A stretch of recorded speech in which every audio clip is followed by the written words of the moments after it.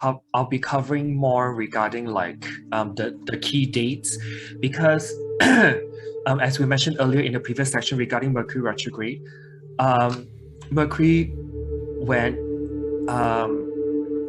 transit Mercury is just starting freshly into its retrograde phase, it will sextile transit Jupiter, which will ingress into Aries.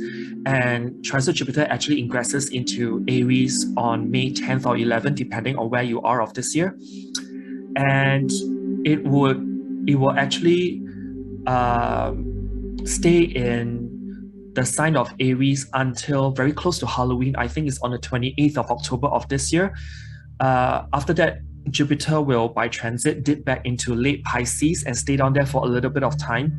And then just before Christmas, on 20th of December, we will see transit Jupiter re-enter Aries again. And this time, when transit Jupiter re-enters Aries, end of this year, transit Jupiter will actually move all the way past Aries and will exit Aries on May 16th of next year, and it will not come back to Aries ever again, because the Jupiter retrograde that's next year actually happens fully in Taurus. So we will have this last pass of transit Jupiter in Aries from the end of this year all the way till May 16th of next year.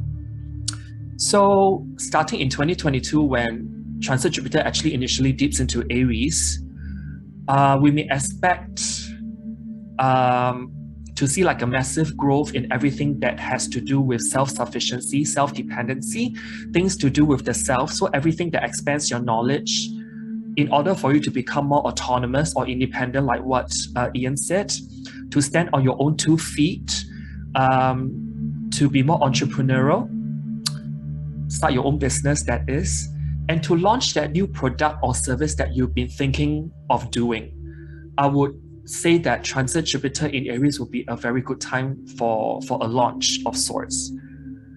And it's like a heads up as well to seek out knowledge, new knowledge, that is, because Jupiter has that expansive, like inclusive energy, new teachings and learnings for yourself, to know more about yourself.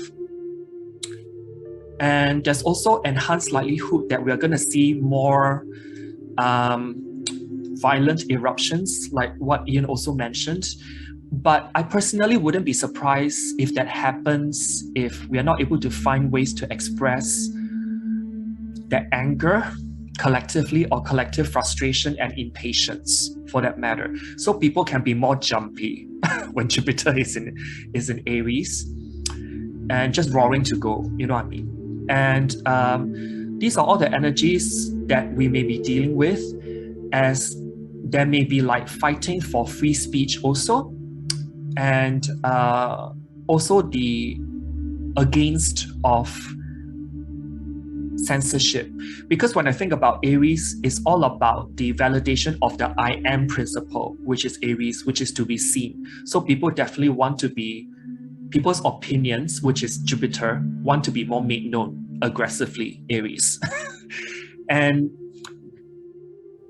these might be some of the bigger things that we might see, because if I think about the ruler of Aries, which is Mars, when Jupiter actually ingresses into Aries, when Jupiter actually ingresses into Aries, Jupiter's ruler, which is Mars, will be in Pisces. And then later on this year, Mars will be retrograde in Gemini, squaring Neptune 3 times. So the overall flavor of this Jupiter in Aries energy, how do I put this? I do see this coming 12 months as a kind of period for technological advancements on one hand, of new gadgets, new phones, new ways in managing our currency, for example, or our cryptocurrency. There is also like the underlying theme of CBDC, central bank digital currency, all those things with this Jupiter in Aries energy, that it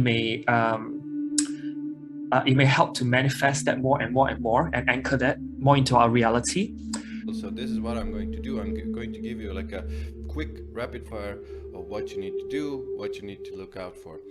And I also wanted to do, for this retrograde especially, obviously every retrograde, give you some, like Donnie already gave you some pieces of advice what to do during a retrograde. And I also created a free ebook that's on my website, so it's just a little bit of a promo here, but go on to my website. There's a pop-up that you can sign up for, and you get the free ebook as well on how to beat Mercury retrograde. Because in my opinion, personal experience, and a lot of experience with other people, it's not really something to be afraid of. It's something to be welcomed actually in, and then used in this material realm. So how do we use, or how do we beat Mercury retrograde? Do more research. Research is really key. Like Donnie said here, I think it's a key point about contract signing and signing of contracts. So for me, I haven't ever been able to escape any contract signings. All freaking contract signings, however much I want to avoid, they every time they freaking fall on Mercury retrograde. So when I noticed this pattern, I just, we need to do more research. We need to go really deep into the nitty-gritty details. So please be prepared to do more research and look at the fine print and make changes. So because this is the next key point, be okay with doing things 3 times, because they come back, they come back, they come back. You need to perfect, and then they're finally ready when the retrograde ends and the shadow period or the after shadow period starts. And I want to mention quickly about the shadow period. Usually when the shadow period is coming in right now, the activities associated with Mercury, where it's at in your natal chart, they speed up, they really quicken. And now all kinds of information, everything is coming your way. You need to write it down. You can't possibly do it all at once, but if you write it down and start taking it action with it during the actual retrograde period, this is the time to do the work. This is the time to go deep. This is the time to put effort in. If you put in the effort, the results in the after shadow period, when you start to get ready, when you start to publish these things, will be much, much better. So need to be okay with doing 3 times, need to be okay with fixing things, making them better. Processing the information is key. So during the pre-shadow, information comes, new information. During the retrograde, what I've noticed here is the older information comes, and you need to put it all together in the work that you're doing. Sometimes it's contract signing, sometimes it's something else, sometimes it's a book, something, there are many forms that it can take. Now, I think one of the things really important that Donnie already said is, train of thought. Relationships? Not yet, almost. The new thing, if some new project comes to you during the retrograde itself, already after the shadow, this is one of the things I had to test out really intensely. So what I did, some new things came during the retrogrades. I was like, okay, so let's test this theory out and see if they stick.